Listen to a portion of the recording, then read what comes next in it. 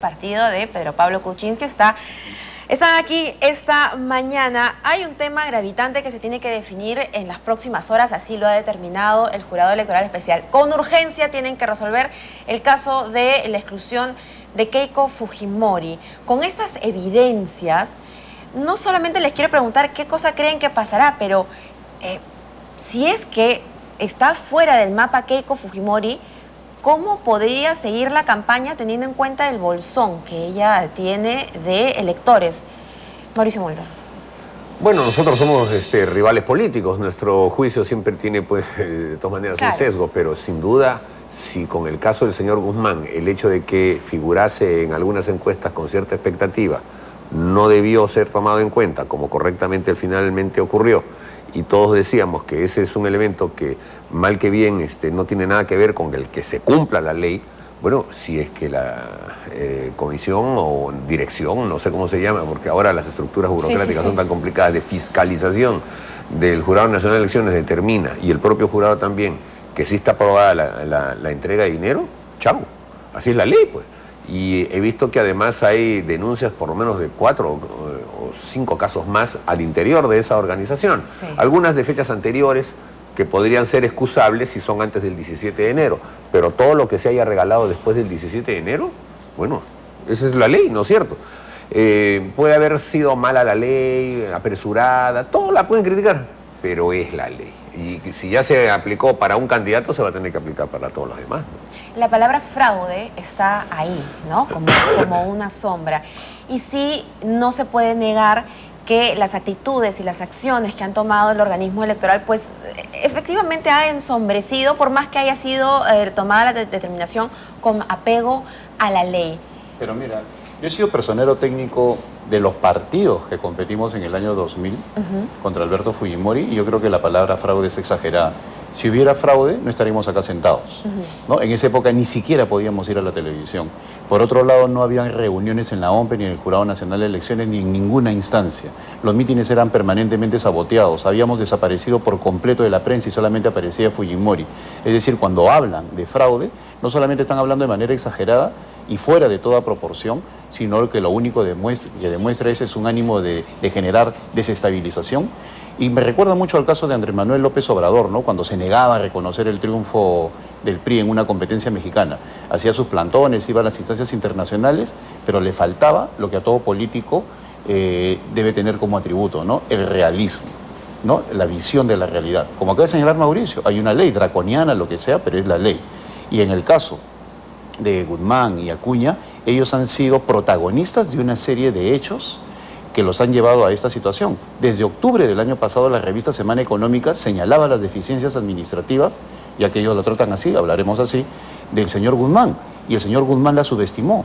Y por subestimarlas está en la situación que está. Y en el caso de Acuña, todo el mundo sabe perfectamente lo de los plagios y los intentos de violación y todo ese tipo de cosas. Ahora, esa es una tónica, perdón, disculpe, es una tónica del Estado peruano, no solamente en el ámbito político. Si tú, por ejemplo, te presentas a una licitación de 15.000 millones de dólares o de lo que fuera, y presentas un expediente y le falta una firma a un papel, te tiran abajo.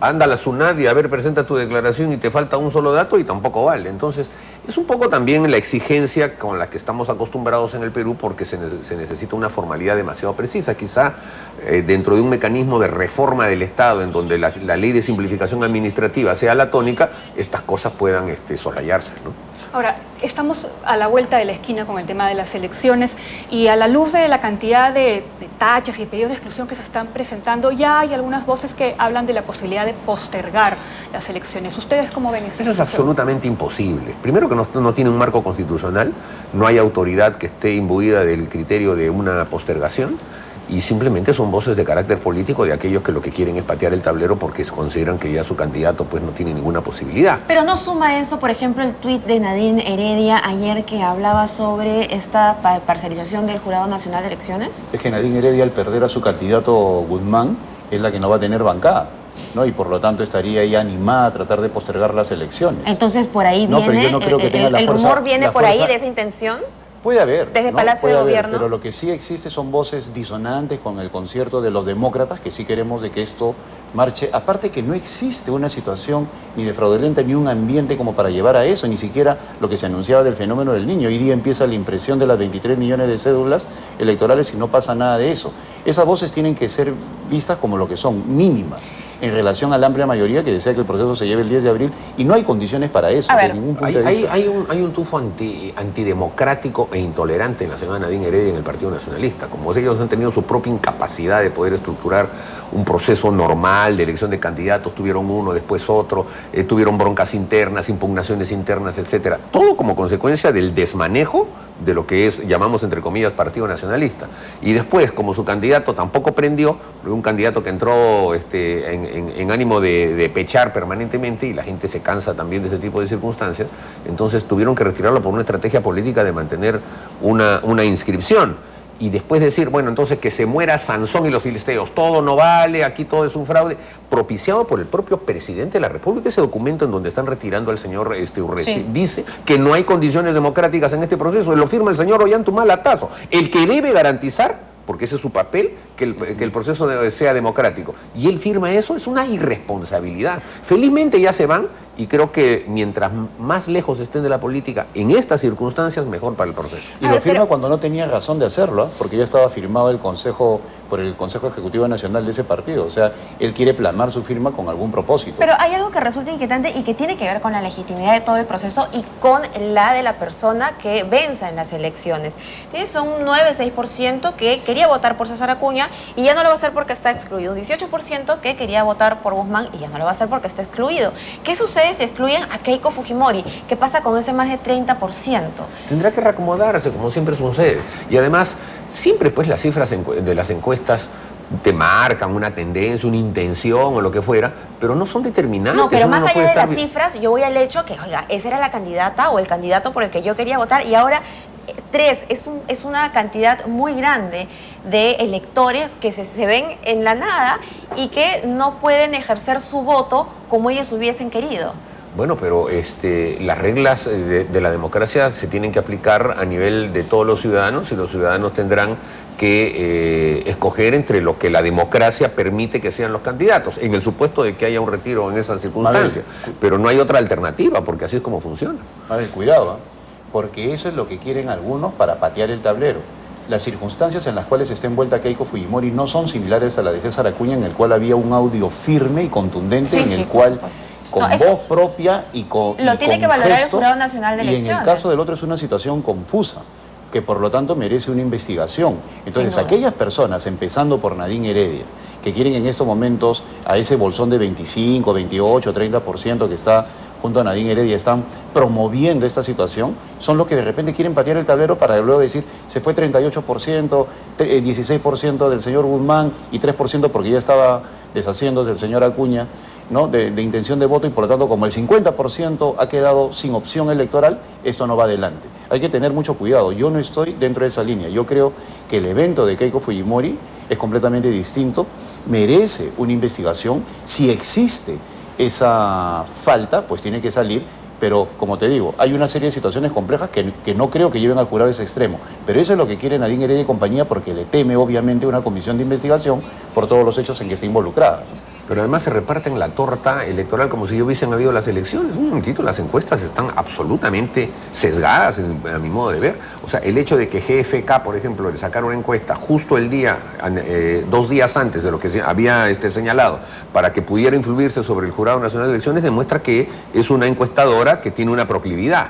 La propia vinculación con el grupo Yambal, o sea, personas que trabajaban en Yambal y que trabajan en la encuestadora, no es casualidad, por favor. Entonces, y que además le hayan puesto 18% cuando otra encuestadora le puso 12 en ese mismo momento, revela que no puedes, o sea, el creerse que porque en una encuestadora que es sesgada, ya tengo 18%, ya soy el rey del mundo, ¿no es cierto? Ya aquí ábranme paso, hagan lo que quieran, porque yo soy ya gané. No, bueno, la ganas en la cancha. Y no tienes que estar creyendo que porque en una encuesta dice algo, todos los órganos del Estado y todos los ciudadanos tienen que tirarse para atrás. Las encuestas no deciden.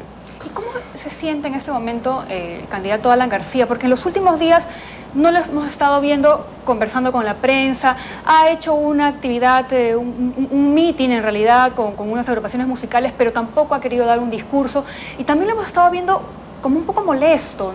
Es nuestra intención, ¿no? Se ha cuestionado que de repente le dio un empujón a un policía durante una actividad. A ver, yo creo que también es un poco lo que se busca resaltar en función del elemento noticioso, ¿no es cierto? Yo reconozco que eso, claro, son elementos noticiosos, poner lo del sombrero de Barnechea o ese tipo de actitudes. Pero, por ejemplo, en Ica hubo un mitin muy grande y se hicieron un montón de propuestas y vino un sujeto y le tiró un huevo a Alan García. La única imagen que pasaban era la del huevo. Sí, sí. Ni una palabra de lo que había dicho en el discurso, ni siquiera habían ponchado cómo había sido el mitin. Es natural, así son las noticias. Pero no es que eso sea el estado de ánimo, sino que son momentos episódicos nada más. Cuando uno está en tumulto, cuando uno está en una actitud en la que además había hostilidad, como en el caso de Huancayo, claro, hay adrenalina y se guapea, pues a veces pasa, es como en el fútbol, se grita y hay una interjección, un carajeo, como se dice. Eso yo creo que son temas absolutamente naturales. Ahora, estamos en una etapa en la que también hay bastante tensión, ya estamos en la recta final, hay mucha intolerancia. Lo de Huancayo ha sido intolerancia, un sector de la ultraizquierda contra nosotros, como exactamente ocurrió con la intolerancia de otro sector de la ultraizquierda contra Keiko Fujimori en el Cusco. Eso no se puede aceptar. Y yo he visto medios de comunicación que han saludado eso en portadas aquí en Lima. Para decir concretamente las cosas, el diario La República, ¿no? Es decir, votaron a fulano de una plaza. ¿Qué cosa es esto? O sea, estamos volviendo a una época en la que lo que vale aquí es meterle bala al otro para sacarlo de una plaza y quedar como triunfante saltando sobre la plaza. Ese tipo de actitudes se tienen que desterrar en nuestro país. Ahora, yo tengo una hipótesis ahí en lo que acaba de señalar Mauricio, que es de que es muy raro que en un partido político exista tal cantidad de personas dispuestas a agarrarse a palazos con otras, ¿no? Entonces nosotros estamos viendo a gran cantidad de forajidos, ¿no? que irrumpen en los mítines, golpeando, etcétera, etcétera. Y también me recuerda lo que pasaba en el año 2000, en el año 99, que cada vez que había un mitin de cualquier partido, Perú Posible, la Acción Popular, todos los que competían, de inmediato aparecían las sazonadas que decían el chino nos salvó del terrorismo, etcétera, etcétera, y empezaban las peleas. Entonces, la capacidad logística de movilizar personas en diversos mítines y sobre todo la predisposición para agarrar un palo y tirártelo sin pensar dos veces, eso no lo hace un ciudadano cualquiera. En buena cuenta que podría ser que dentro de ese contexto de querer deslegitimar las elecciones, podría ser que aparatos de la DINI estén detrás de estos tumultos. Entonces, ¿no? usted que en le algún da momento lo han insinuado dos candidatos presidenciales. Sí, Keiko Fujimori ha responsabilizado Keiko y al Alan, y nacionalismo. yo les doy la razón. O sea, cuando hablan ellos de eso, porque es muy extraño. Es muy extraño que aparezcan permanentemente los huevos y todo ese tipo de cosas. Entonces hay un afán de desprestigiar, hay un afán de deslegitimar y sobre todo de generar una violencia en las calles que es muy difícil que provenga de un partido político. Esa capacidad movilizadora muy pocas veces se da. Claro que en todo partido político siempre hay gente que está dispuesta a agarrarse atropeadas con otros, ¿no? Sobre todo las personas que han vivido en épocas violentas. Pero que sean la mayoría o que existan en un número como el que aparece en 50, 60, 100, entonces eso sí llama la atención. Y a mí no me llamaría la atención. ¿Qué podría tener el gobierno si su propio partido se está desmoronando? No, pero tienen el gobierno, el Estado. Se quedan ellos, se puede desmoronar, por falta de condiciones. Pero en la DINI hay, lo hemos denunciado varias veces, el número ya está incluso retrasado, pero yo denuncié hace 3 años que habían reclutado a 700 personas solamente para que se dedicaran a hacer rumorología a través de las redes.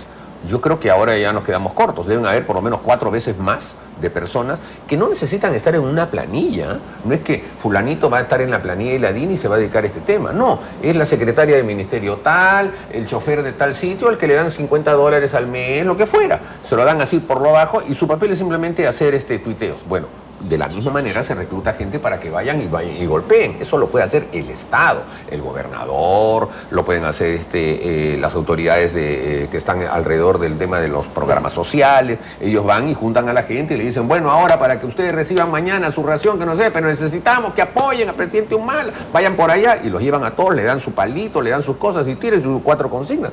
Eso no lo hace el Partido Nacionalista, que eso no sirve para nada, nunca fue un partido, pero sí lo hace el Estado. Mientras ellos controlen el Estado, van a ser de todas maneras esto persona de temer. A ver, ustedes están de acuerdo en ciertos puntos, pero sus candidatos se están peleando en estos momentos y justamente es Alan García quien ha tirado un primer golpe a Pedro Pablo Kuczynski, acusándolo de haber eliminado el SNIP para la construcción de la carretera interoceánica. Es un tema bastante sensible porque estamos hablando de una investigación que se está llevando en Brasil y que estaría relacionada con la construcción del SNIP. ¿Qué tiene que contestar ahí?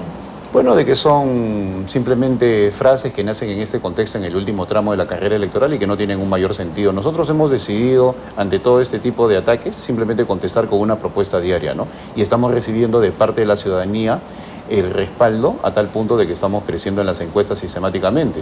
La última nos da 5 puntos más y nosotros queremos insistir en esa línea. Vamos a entrar de lleno en el ámbito de las propuestas. La propuesta es lo que nos interesa, el Perú no está para perder el tiempo, hay una situación económica verdaderamente dramática que requiere de un consenso político para sacar adelante una serie de reformas. Nuestro mundo es el de la reforma, la propuesta, la idea y los equipos de trabajo. Entonces, obviamente hay situaciones como las que ha lanzado el presidente Alan García, que nosotros en su momento contestaremos porque... Y dentro de un marco que tiene que ver con lo siguiente, ¿no? No se ajusta a la realidad, pues es simplificar una situación como lo que aconteció durante el gobierno de Alejandro Toledo cuando había una exigencia regional de hacer diversos tramos en la interoceánica. Es una cuestión que no se puede limitar a una sola frase. Muy interesante estar con ustedes dos. Muchísimas gracias. 7:37, tenemos que continuar.